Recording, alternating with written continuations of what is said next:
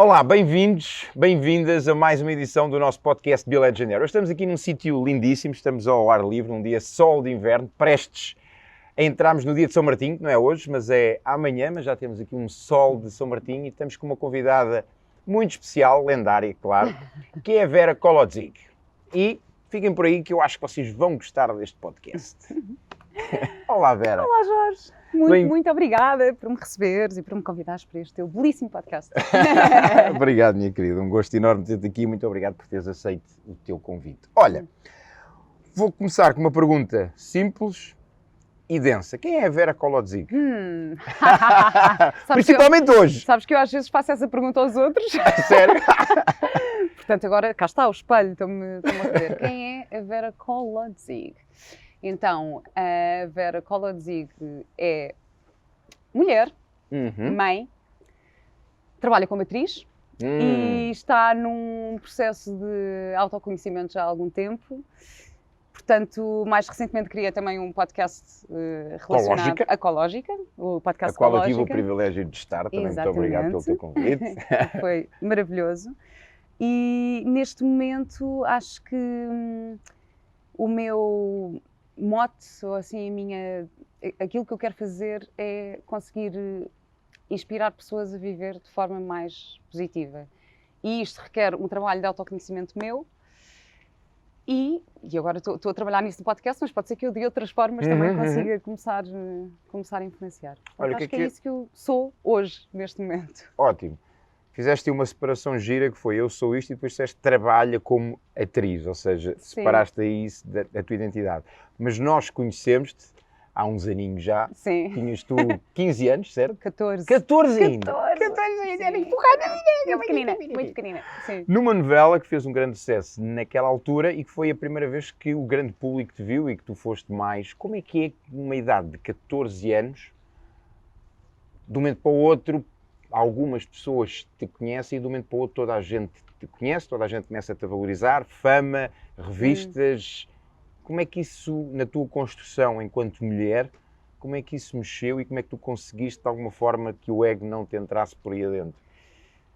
Bom, isso é uma pergunta complexa. Sabes que agora estavas a dizer que eu fiz essa separação do trabalho como atriz e pegando um bocadinho aí, eu lembro-me quando comecei a trabalhar que me custava muito eu auto-intitular-me como atriz. Aos 14 anos, 15, 16, eu dizia muito, não, eu não sou atriz, eu sou aprendiz de atriz, porque sentia-me ainda muito no processo também de aprender a ser atriz. Mas eu não me lembro de não querer ser atriz. Portanto, é uma coisa que eu tenho desde sempre, desde pequenininha. Desde muito ou seja, tinhas aquele sonho, o que é que tu queres ser quando fores grande? E tu dizias atriz. Atriz, sim, eu dizia, eu fazia aquelas coisas tipo estar em frente ao espelho, a imitar coisas, ou a fingir que estou a falar inglês, ou a fingir que estou... Tinha muito essas brincadeiras e, no entanto, a minha família não tem nada a ver com este meio, não tem nada a ver com esta parte assim mais... Lembras-te onde é que terá vindo esse sonho? O que é que te atraiu? Foi o quê? Foi algum filme, alguma série, alguma mulher, algo... Não, na verdade não. Isso é uma coisa que me perguntam muito, qual é a tua atriz preferida? E eu não consigo dizer, porque eu acho que... Não sei se o que me atraía era o facto de poder viver vidas que não eram as tuas, que não eram as minhas e poder tentar ter essa experiência emocional do que é ser outra pessoa. Eu acho que foi isso que me atraiu. E pronto, havia uma pessoa na minha família assim afastada, tipo namorada de um tio afastado, não sei o que trabalhava numa agência e o trabalho dela era ser booker, portanto ela precisava de arranjar crianças. E eu tinha 6 anos na altura, portanto, ela chamou-me e disse, sim, não, ainda era mais pequenina.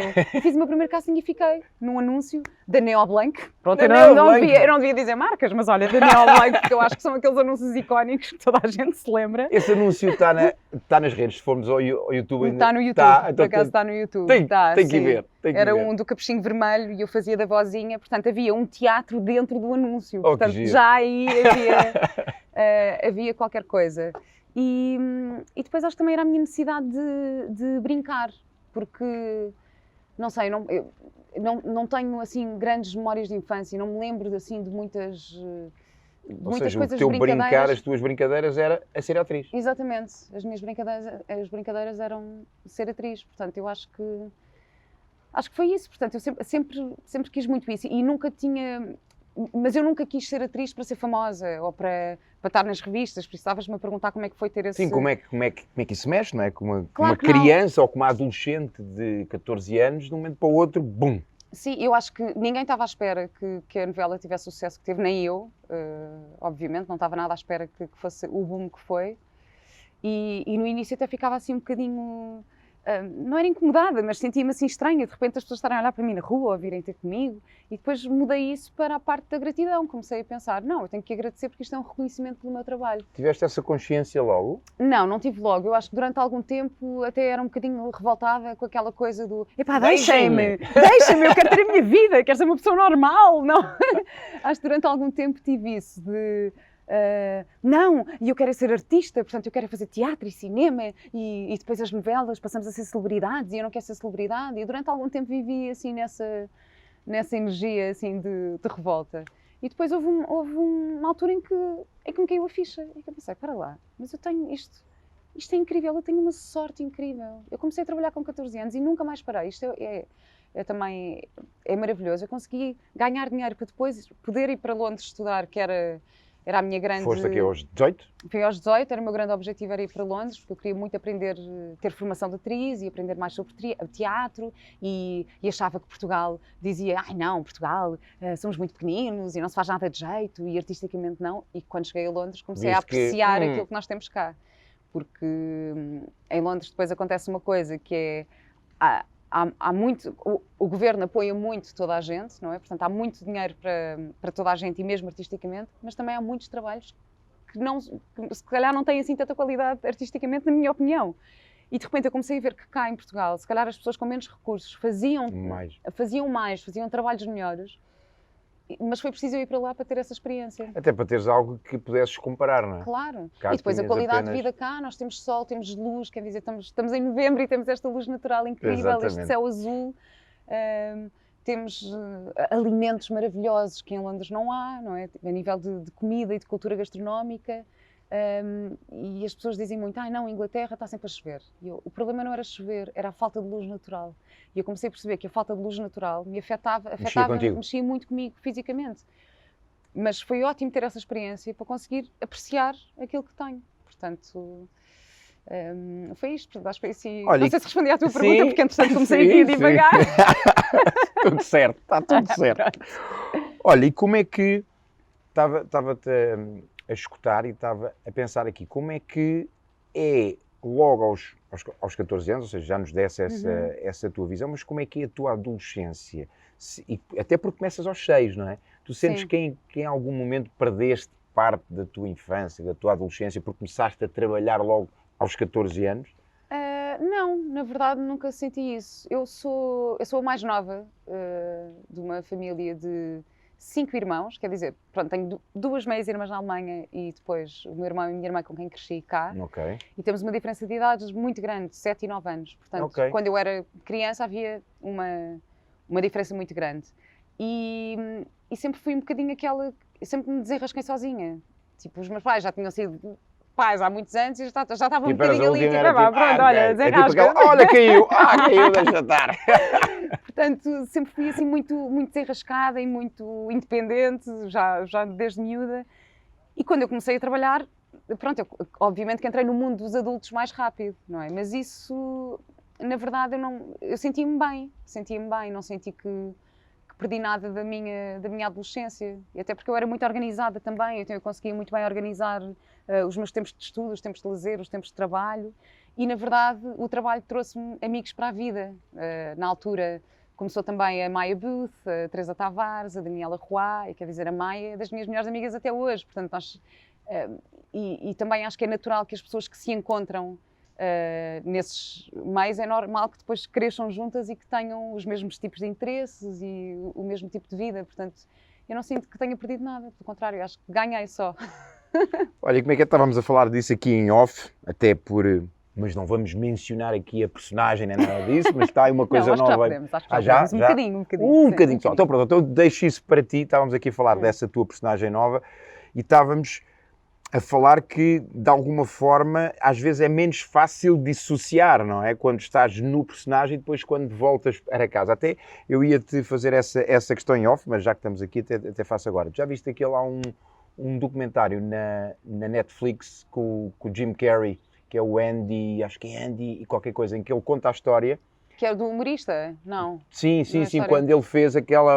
Man on the Moon. É exatamente, Sim, em que ele sim, diz sim. que houve uma altura que entrou e que não conseguiu sair. Sim, depois é assim, cada ator tem o seu método, não é? Depois há atores que o método é entrar e viver na personagem o tempo inteiro. Eu não sou assim também, assim, eu tenho... Ok. Há aquelas pessoas que gostam e que vão viver, vão tipo, para onde a viver. personagem supostamente vive. Claro que isso faz parte da minha construção, eu vou fazer pesquisa, tenho momentos, mas quer dizer, eu não transformo de repente a minha vida na vida da personagem, até porque seria um bocadinho... Graças a Deus, nesta, por exemplo.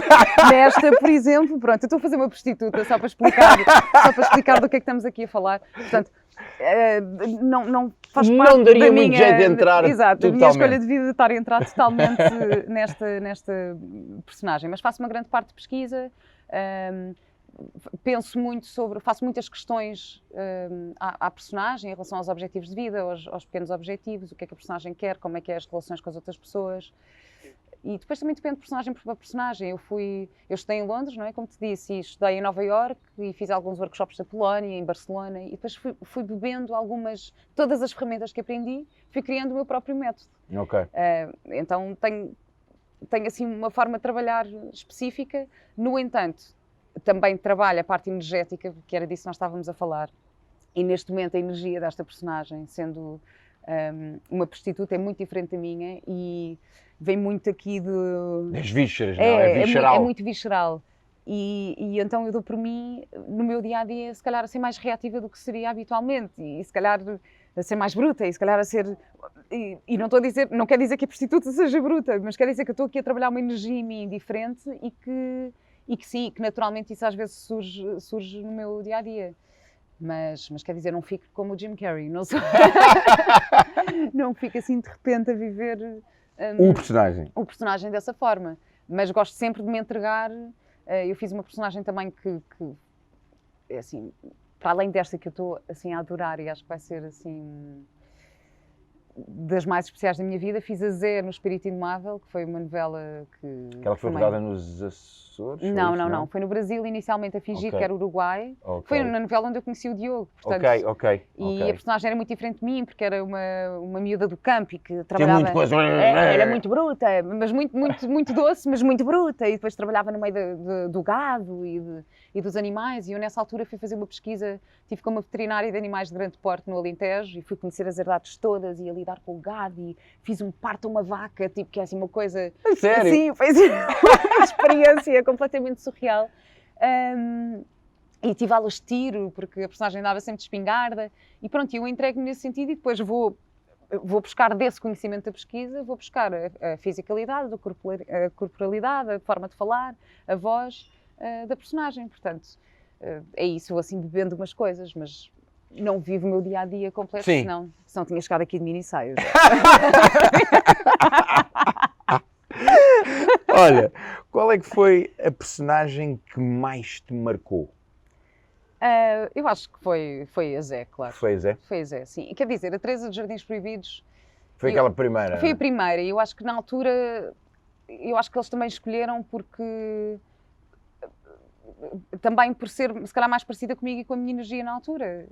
Eles, obviamente, não vão procurar uma grande atriz de 15 anos ou de 14 anos que consiga, de repente, mudar e ser outra pessoa. Acho que eles vão à procura de uma rapariga que tenha mais ou menos as características e as fragilidades que a personagem tinha. Então foi muito Vera? Foi muito Vera, quer dizer, tinha coisas que não eram tão minhas, claro, ela era se calhar mais boazinha do que eu era na altura, mas claro que tinha grande parte de mim e havia uma coisa que eles me diziam, que é, não, tu tens uma tristeza no olhar, e é verdade, eu acho que tinha isso e que se calhar foi por isso que fui escolhida. E depois, 15 anos mais tarde, voltei a fazer a mesma personagem, já grávida do Mateus, como se fosse a sequela desses primeiros Jardins Proibidos. Portanto, obviamente que isso também foi muito especial para mim, que de repente 15 anos depois ir pegar na mesma personagem foi especial. Mas a Zé, que eu estava a falar do Espírito Indomável, acho que foi assim a que mais a que mais me marcou, também por ser a mais diferente que eu fiz até hoje. Quer dizer, não contando com esta que estou a fazer agora, que eu acho que também é muito diferente de mim, mas marcou-me muito, Zé. Sim, foi assim uma personagem muito, muito, muito especial. E marcou-te especificamente por algum motivo em especial? Porque tinha alguma coisa que tu admiravas? Porque fez com que tu, enquanto atriz, te tornasses em algo que ainda não eras? Sim, eu descobri um corpo em mim que eu não sabia que havia, não é? Porque toda a minha postura física é muito Ficou diferente. mais... Sim, é muito diferente. E depois eu tenho uso as minhas fantasias, agora já posso revelar que eu na altura trabalhei a partir de uma pedra que encontrei na pesquisa.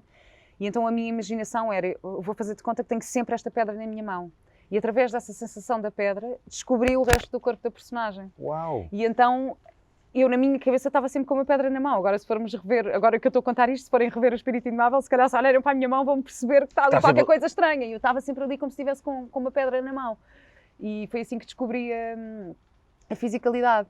Portanto, sim, marcou-me por isso, marcou-me também, acho que me ensinou muito em relação ao julgamento, porque eu como fui para o campo fazer essa pesquisa e de repente tive com imensos, imagina, criadores de touros e distanciar-me do meu julgamento de, ok, não, eu não sou a favor de touradas, nem de...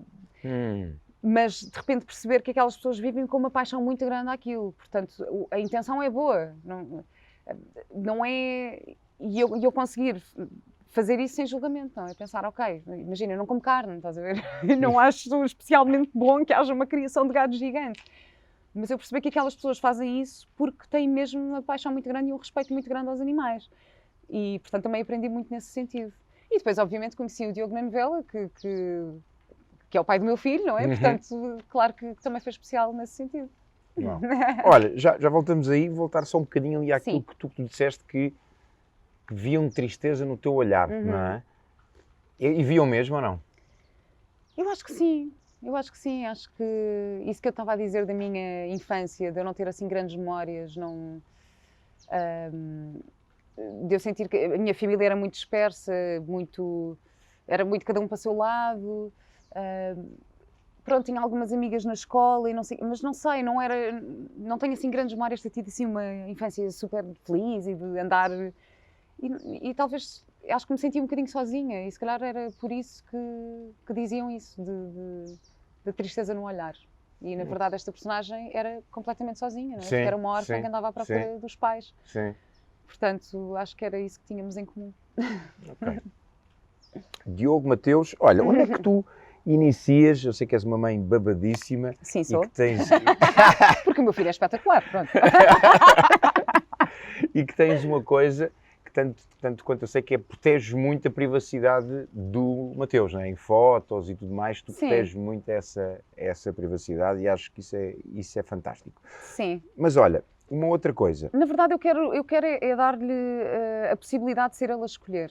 Porque, o que é fantástico. Como é óbvio, eu e o Diogo somos figuras públicas, somos atores conhecidos e temos também, parte da nossa vida é pública, não é? Porque temos redes sociais e essas coisas todas. Mas eu quero dar a possibilidade do Mateus escolher, quando tiver alguma consciência daquilo que é, se quer ou não mostrar e também o que é que ele quer ou não ser, porque ele pode querer ter uma profissão que se calhar precisa muito ser recatado. Sei lá, imagina que ele quer ser Presidente da República e de repente tem fotos se calhar nas redes sociais que não são as mais indicadas.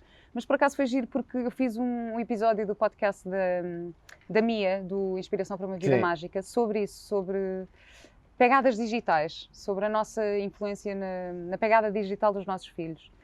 E ela pôs-me uma questão muito interessante, que ela disse, eu às vezes penso se é mais invasivo pôr a cara do nosso filho ou se é mais invasivo contar uma história pessoal dele.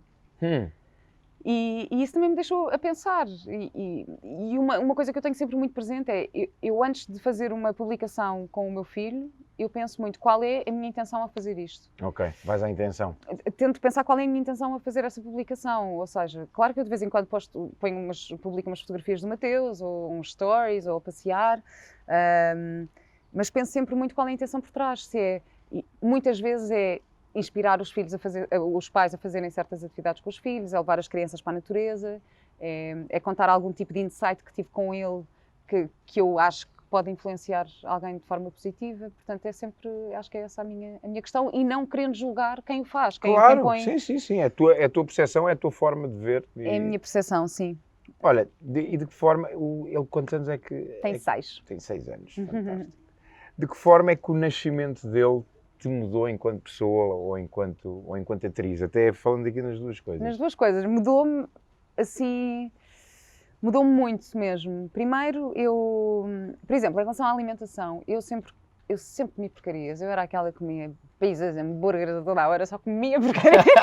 Tinha uma genética porreira, pronto, não engordava e tal. Mas quando engravidei, de repente ganhei uma consciência muito grande da responsabilidade que era estar O que é que estavas a nutrir, a criar um ser dentro de mim. E então comecei a pesquisar imenso sobre alimentação, a fazer formações nesse sentido, comecei a ter muito cuidado com tudo o que ingeria. Já na gravidez? Na gravidez, sim, isto foi tudo. Aliás, foi na gravidez que me deu esse clique, porque eu até então era super desleixada nisso e comecei a fazer mais exercício, a cuidar do meu corpo de outra forma, a adorar as mudanças no meu corpo, assim, tipo, a amar as mudanças, assim, uau, espetacular, e agora estou com umas grandes mamas, e agora estou com uma... Não, mas a adorar as transformações que isso... E eu sei que esta experiência não é igual para todas as mulheres, Sim, eu tenho amigas próximas que passaram exatamente o contrário, queriam muito ser mães, mas depois não queriam passar pela experiência do... E pronto, acho que a experiência é diferente para cada uma, mas a mim trouxe-me essa iluminação, de repente cuidar e nutrir melhor o meu corpo e este ser que eu tinha dentro de mim, cuidar de mim emocionalmente para que ele tivesse a crescer bem. E estavas-me a perguntar como atriz como é que isso mudou. Também mudou muito, porque eu trabalhei imenso durante a gravidez, eu achava que não ia trabalhar. Eu lembro-me quando engravidei, e fiz anos e pedi ao Diogo uma máquina de costura no aniversário. Pensei, não, eu vou ficar a fazer costura, vou fazer roupinhas de bebê. E de repente convidaram para um projeto em Ponte Sor, uma peça de teatro em Ponte Sor, que foi A Dama do Maxime com o Fernando Gomes, que foi maravilhoso. E eu sempre tive muito stage fright, aqueles nervos antes de entrar em palco. E isto é porque nós ativamos a nossa preocupação do que é que o outro vai achar, do que é que não sei o quê. E eu lembro-me de entrar em palco, estava grávida de 4 meses, na estreia, e pensar... Who cares? Who cares? Eu tenho um ser dentro de mim, até me posso enganar no texto, posso cair, pode-me sair ranho pelo nariz, aqui à frente da gente. Não interessa, porque o mais importante é que estou a criar um ser dentro de mim, portanto...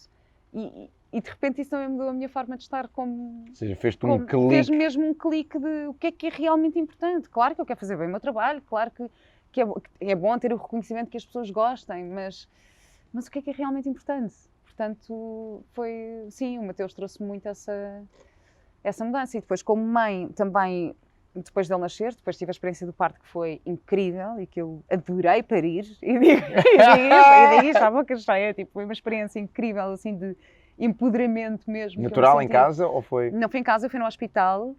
Foi natural, sim. Tenho um médico que foi incrível, porque ele deu imensa liberdade na escolha e no processo todo. Eu confiava imenso, eu não tinha grande expectativa. Ou seja, eu queria um parto natural, mas estava naquela. Não, eu confio plenamente neste médico, eu sei que ele só me vai pôr a fazer uma cesariana se for necessário, porque às vezes é necessário. Sim.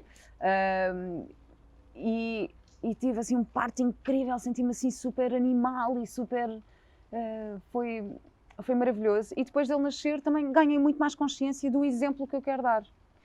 E a cuidar de mim, porque acho que isso foi muito importante. Especialmente, pronto, depois na separação e essas coisas todas, que eu sei que também acho que me vais perguntar isso. Sim!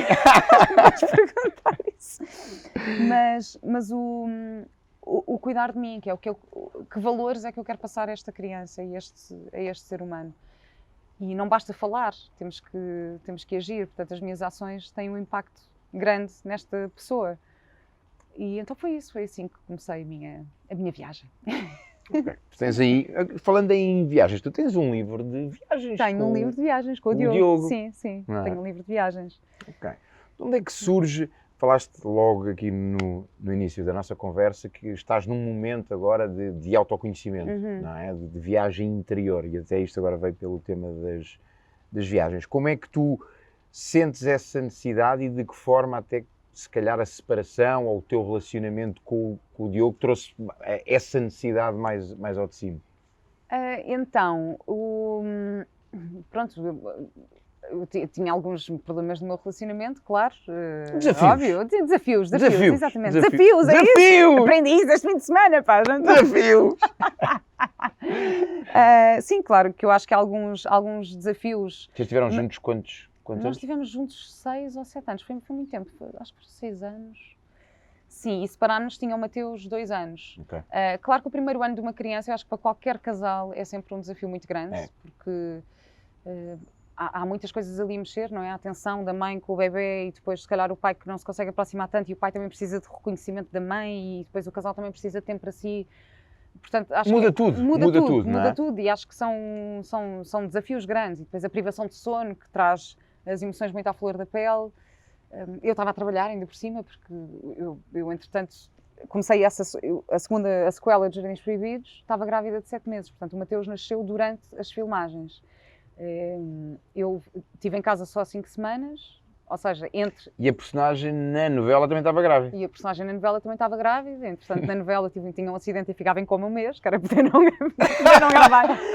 não gravar durante aquele período, mas eu voltei ao estúdio e tinha o Mateus 5 semanas. Portanto, ele era um ratinho, era assim... Um bocanho. Era mesmo pequenino, e ele acompanhava-me nas gravações. Deixou o vinho, tic-tic-tic. Sim, vinha... Não, por acaso vinha no pano, porque eu sempre fui muito adepta dele andar comigo no pano. E a mãe do Diogo vinha comigo para o estúdio para estar com ele enquanto eu estava a gravar. Dei de mamar o tempo todo e correu tudo lindamente, mas obviamente que isto também me trouxe um cansaço muito grande. Pronto, e depois, na relação, claro que é isso, que havia alguns desafios, mas eu acho que os desafios também dependem, a parte da responsabilidade é nossa. Claro. Tu estavas a partilhar e já partilhaste que tiveste uma relação tóxica, mas eu acho que numa relação tóxica a responsabilidade não é só de um. Acho que é dos existe dois. uma corresponsabilidade. Existe uma corresponsabilidade. E eu comecei, na altura ainda propus fazermos terapia de casal, fazer qualquer coisa, e depois percebi que eu tinha mesmo era que fazer terapia sozinha, fui fazer terapia bioenergética, que foi incrível, e fiz um processo de 2 anos na altura, que entretanto acabou por culminar na separação, porque eu comecei a aprender coisas sobre mim e sobre os meus padrões, sobre os meus limites e comecei a perceber o que é que eu precisava mesmo para mim. E mesmo em relação, porque depois também acho que as pessoas se prendem muito à relação pelos filhos. Era o que eu ia dizer agora, sim. Prendem-se muito não, porque a família e o filho, e isso era tal coisa que eu estava a dizer. Era muito importante para mim dar o exemplo correto. E eu pensar, então, mas eu vou dar o exemplo ao meu filho, que uma pessoa tem que se sujeitar a um relacionamento onde não está feliz. Vou-lhe ensinar a amar assim desta forma. E não é isto não é o que eu quero ensinar. Portanto, aquilo que eu quero ensinar é a amar-me a mim própria, para ele se poder amar a si próprio, cuidar de mim, cuidar dele, para depois conseguirmos começar a amar outros e cuidar de outros. E, portanto, acho que foi assim o meu processo. E claro que fui chafurdar em montes de coisas. Foste à tua sombra. Fui mesmo à minha sombra. E mesmo depois da separação... Claro, continuaram a haver alguns desafios. Tinha uma questão, já depois de 2 anos depois de nos termos separados, quando o Diogo, ele já falou sobre isto publicamente, portanto acho que posso dizer, o Diogo esteve numa clínica de reabilitação porque estava com um problema de adições, e isto para mim foi muito... causou uma ansiedade muito grande por preocupação com o nosso filho, por pensar o que é que eu posso fazer. Eu queria fazer o melhor, portanto, o melhor pelo filho, pelo nosso filho, não é? Portanto, é assim, não, mas eu quero protegê-lo, mas não quero que ele deixe de ter uma relação com o pai, nem quero que ele seja próximo, e sempre tentei muito fomentar esta boa... Eu acho que os problemas dos adultos são os problemas dos adultos e não podemos pôr isto em cima, para relacionamento pai-filho ou filho-mãe. Sim, e eu sempre tive muito cuidado com isso, de dizer ao Mateus, mesmo nas alturas em que o Diogo e eu nos damos pior ou nos damos melhor, não, o pai é espetacular, que bom, o pai vai, não... Sempre tentar não pôr a minha ansiedade ou a minha preocupação à frente das necessidades dele. Mas tive uma altura de grande preocupação, na altura em que o Diogo teve internado, e eu fui muito abaixo, porque eu estava muito ansiosa, e depois fui pedir conselhos à minha psicóloga, fui pedir conselhos a um pedopsiquiatra, fui pedir conselhos a uma advogada, fui pedir conselhos a não sei o quê. E eu dou por mim um dia, estava a gravar uma novela em Guimarães, e são 3 da tarde e eu estou deitada na cama do hotel, com o coração a disparar, a bater assim com muita força mesmo, e eu pensava, eu assim, isto é ansiedade, eu assim, eu não acredito, eu estou quase aqui a roçar Tipo uma crise de pânico? uma crise de pânico de depressão. Primeiro, eu nunca tive assim grandes tendências depressivas nem nada, mas pensei, são 3 da tarde, eu estou na cama, o meu corpo eu não tinha energia, não conseguia mexer, eu estava-me a arrastar. E de repente assim, não como nada há horas, vou-me levantar para tentar ir comer uma tosta de algum lado, para ir... E eu percebi isto, está-se aqui qualquer coisa a passar comigo. E nesse dia fiz uns telefonemas, eu estava em Guimarães e tinha um conhecido no Porto que fazia Reiki, com quem eu tinha trabalhado, e liguei-lhe e disse, olha, João, eu nem te conheço assim tão bem, eu sei que... Pronto, fizemos um espetáculo e tal, mas eu preciso da tua ajuda, podes-me fazer uma sessão de Reiki, eu preciso da tua ajuda. E ele, claro, não sei o que, eu vou ter contigo. Eu disse, não te preocupes, eu vou até ao Porto, eu vou conduzir até ao Porto, vou ter contigo, vou à tua casa.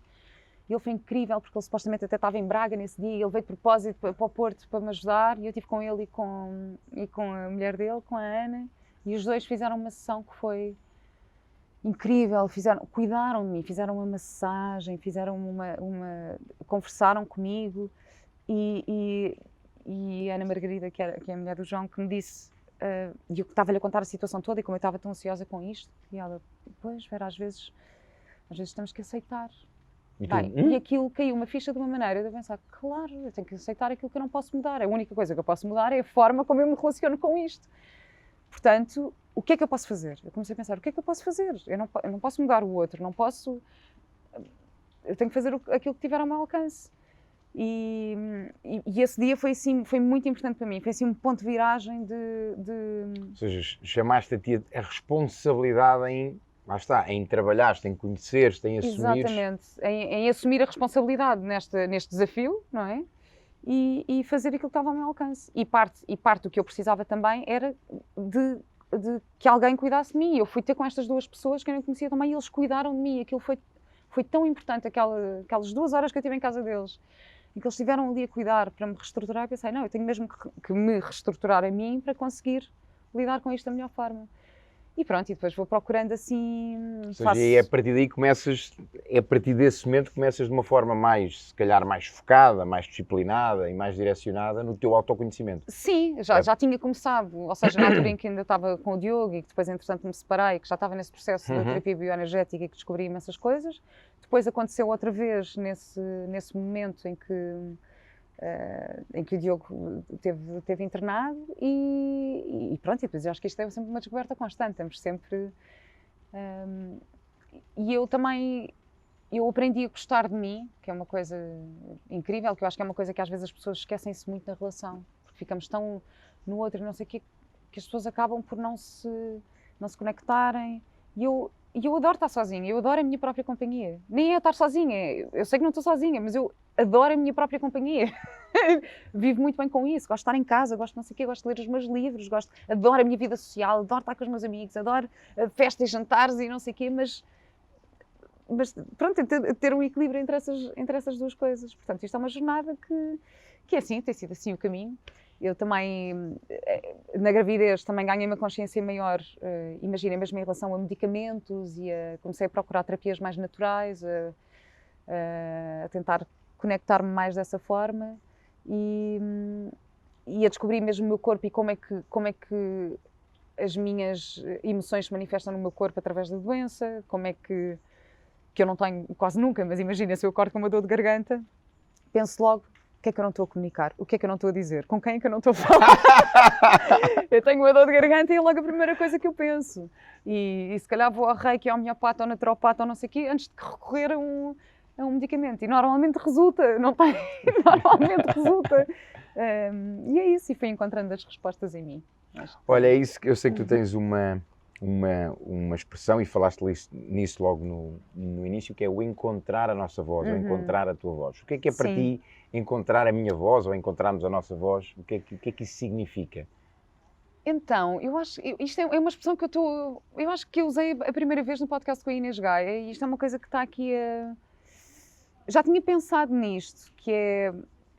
Ok, então, do meu lado profissional, esta coisa que eu estava a dizer, que eu revoltava muito com o facto de ser uma celebridade e nananã, E chegou um momento em que eu pensei, para lá, mas eu tenho uma sorte enorme, então eu chego a tanta gente, por causa do meu trabalho e por causa das novelas, que são o que são, ok, pode não ser o filme mais artístico, é o que é. E comecei a perceber, mas eu posso usar isto para transmitir mensagens positivas. Eu posso usar este alcance que eu tenho para começar a comunicar de uma forma positiva. Comecei, mesmo no meu trabalho, esta coisa das novelas, não, porque as novelas é uma fábrica, estamos lá muitas horas e depois estás muito rodeado de energia de pessoas que, não, estou aqui à espera há horas e não faço nada. E há sempre assim uma coisa de queixa.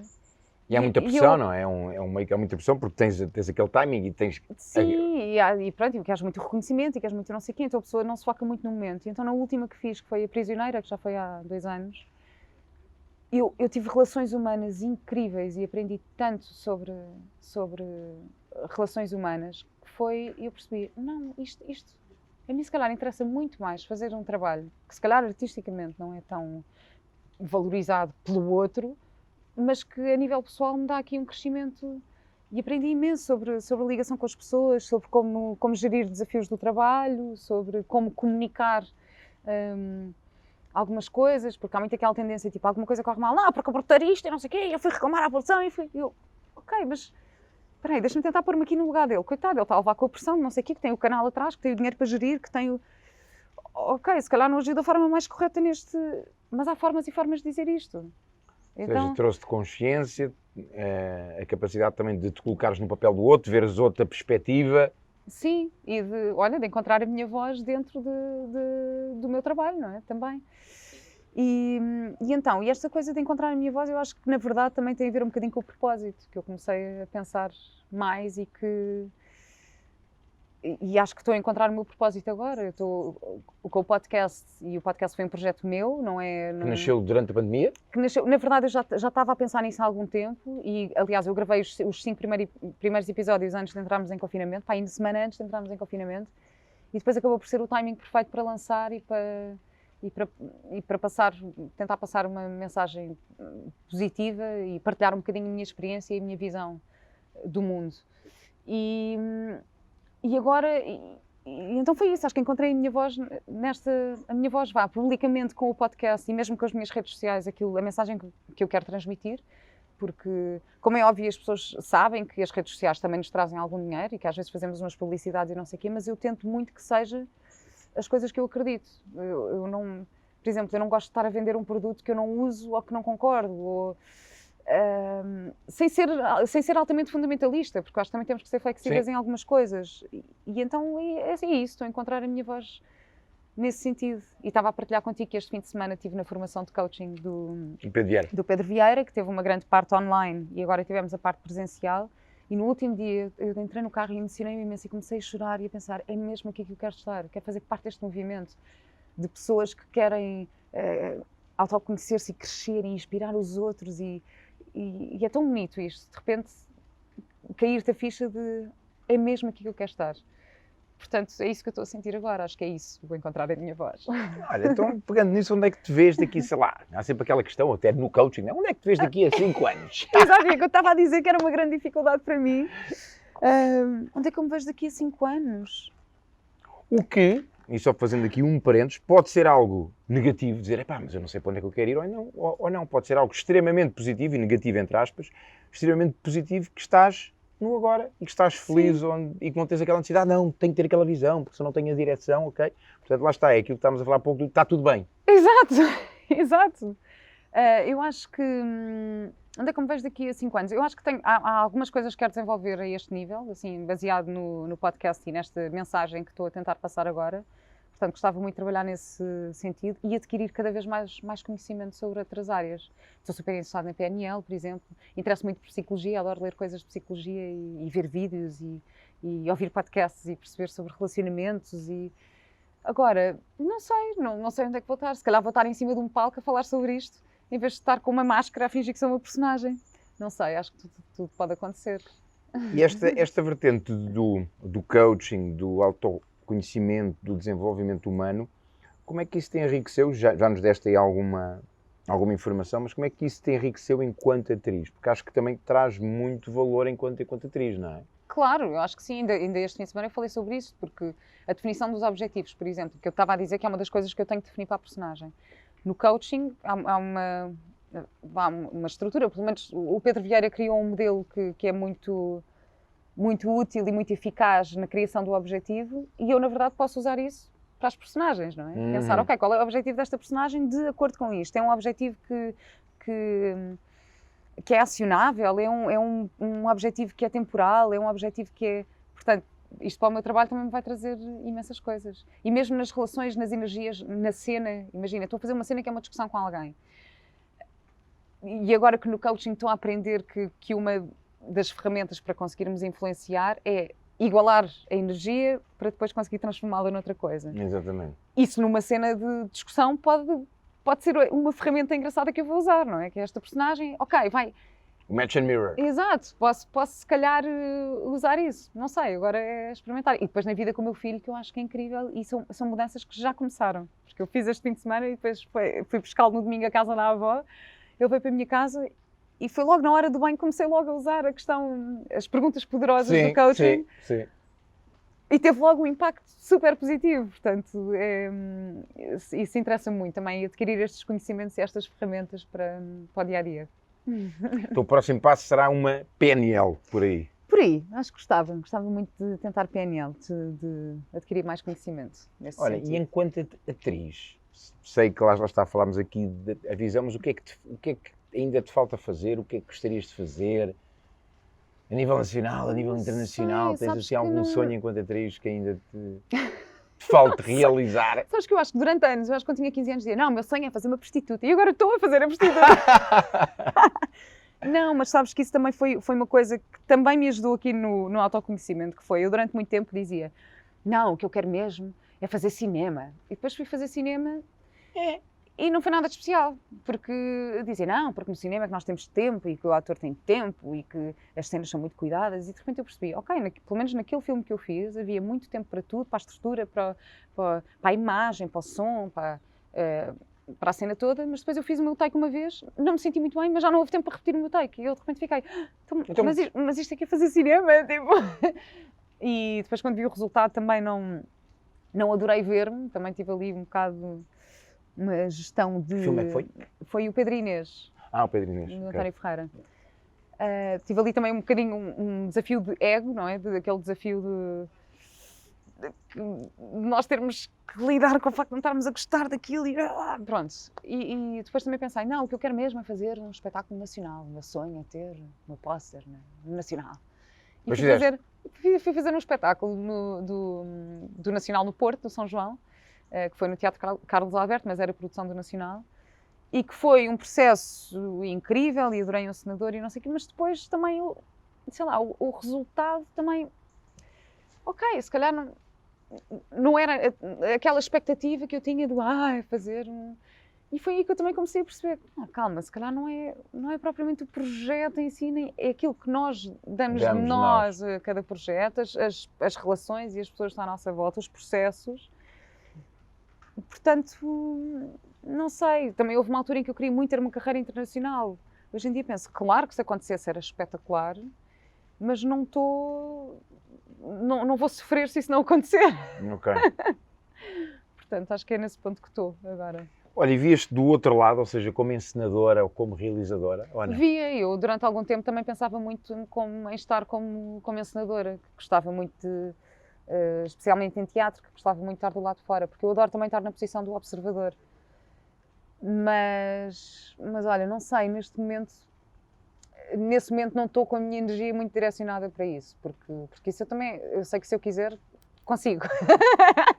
Eu sei que se eu quiser, consigo. Portanto, se eu quiser muito, se eu definir o meu objetivo, se o meu objetivo for, ok, daqui a um ano vou estar a encenar uma peça de teatro com estes atores ou com não sei o quê, eu estou noutro momento, agora não estou... Estás mais virada para ti, mais para o teu autoconhecimento, para a Vera e não para a Vera... Não, quer dizer, estou virada para as pessoas, mas no que é que este autoconhecimento pode trazer às pessoas e não necessariamente a nível artístico, mas mais a nível relacional dentro dos trabalhos. Olha, voltando aqui um pouco ali à tua separação, acreditas, até porque eu falo muito disto, né, da importância da dor na nossa transformação. não é? Claro que sim, claro que sim. Acreditas que foi esse momento de clivagem que te trouxe alguma dor que te fez despertar para esse autoconhecimento? Eu não acho que seja absolutamente necessário que uma pessoa passe por uma situação de dor extrema para se Para se autoconhecer. conhecer. Nós fizemos um evento juntos online Exatamente. para a Right Buddy e havia uma das pessoas que estava a assistir que era uma rapariga que estava com essa questão, que era, não, mas eu não tive, eu tenho muita sorte porque os meus pais dão tudo e porque não sei o quê. E eu sinto que devia passar... Devia ter dor! Eu devia ter dor. Não é Não. necessário. Claro que nos traz traz-nos grandes aprendizagens. Eu, sim, o primeiro grande momento de dor que eu tive na minha vida foi quando perdi o meu pai, que foi super... E tive que lidar imenso com revolta, porque eu fiquei com muita raiva, muita revolta de tudo e foi um processo muito doloroso, mas isso obviamente que também me trouxe... Tinhas quantos anos quando ele partiu? Tinha 21 ou 22, foi em 2008. Mas foi um processo um bocado difícil, porque basicamente ele tinha bebido um bocado e caiu na rua e bateu com a cabeça. E depois foi para o hospital de Cascais e basicamente ele ficou numa maca no corredor do hospital durante 8 ou 9 horas e morreu na maca no corredor do hospital, com traumatismo craniano. E depois isto desenterrou aqui uma série de coisas. Isto foi para aí uma semana ou duas antes de mudar a direção do hospital de Cascais, porque iam para outro edifício novo. E depois a minha mãe é juíza, portanto tem um conhecimento legal grande, e então nós fizemos tudo para perceber o que é que se tinha passado ali, o que é que aconteceu, se foi negligência, se não foi. E foi assim um processo muito difícil. Depois, passado 3 semanas, ainda tive que lidar com uma capa de revista terrível e com 6 páginas de uma revista a falarem do meu pai e de mim, a dizerem coisas que não me agradaram de todo. A minha irmã, que estava grávida pela 3ª vez, que já tinha perdido 2 bebés, portanto estava numa gravidez assim. Portanto, foi assim um momento... Mexeu muito contigo. Sim, e que fui eu que fui fazer o reconhecimento do corpo do meu pai. Portanto, foi assim um momento de dor muito grande. Mas, entretanto, eu durante muitos anos vivi muito presa ao que aconteceu nesse ano. E tentava muito, e queria muita justiça, e queria muito... porque achava muito injusto e não sei. E depois houve um momento em que eu deixei ir. Aceitaste? Em que aceitei, e que deixei ir. E que pensei, ok, já nada vai trazer o meu pai de volta, não é? Chegaste a interpor algum processo? Sim, nós pusemos um processo. Para a minha mãe também foi ali um processo, porque a minha mãe, como juíza, também foi assim o grande processo da vida dela, mas depois aquilo acabou por não dar em nada, mas foi tudo muito confuso, porque basicamente houve esta morte que nós nem soubemos. A forma como eu soube foi muito estranha, porque foi um amigo do meu pai que conseguiu um contacto na TVI, que era um contacto na TVI que depois tinha o meu número, só como o número que eles tinham meu era da minha mãe, porque eu era menor quando comecei a trabalhar, ligaram para a minha mãe e a minha mãe soube assim, tipo alguém que ligou, porque ninguém no hospital tinha contactos nenhuns da família, porque este amigo do meu pai também não tinha contactos nossos. Bem, então isto foi assim tudo muito estranho. E depois eles disseram, não, vocês agora têm que tratar da autópsia e do funeral e de não sei o quê.